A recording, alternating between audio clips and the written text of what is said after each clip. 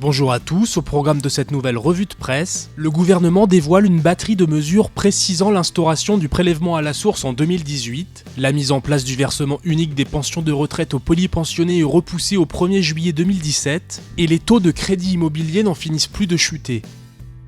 À partir du 1er janvier 2018, l'impôt sur le revenu sera prélevé à la source.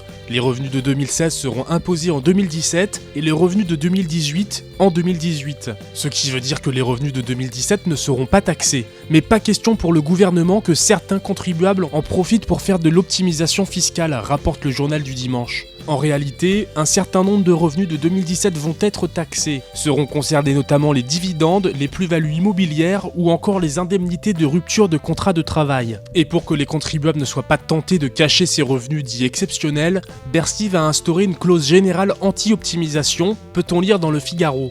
Grâce à cette clause, le fisc pourra réclamer tout document qu'il juge nécessaire pour évaluer les revenus de 2017.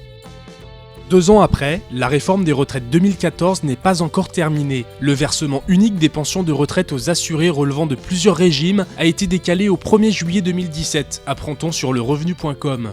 Cette mesure de simplification est ainsi reportée de 6 mois afin de garantir la sécurité des procédures, indique dans un communiqué la direction de la sécurité sociale. Mais en quoi consiste exactement ce dispositif ?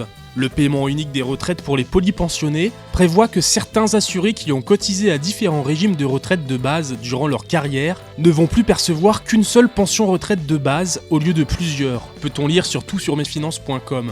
Les polyaffiliés n'auront rien à faire si ce n'est déposer une seule demande de retraite. Le régime qui reçoit la demande fera alors la liaison avec les autres. Encore et toujours plus bas.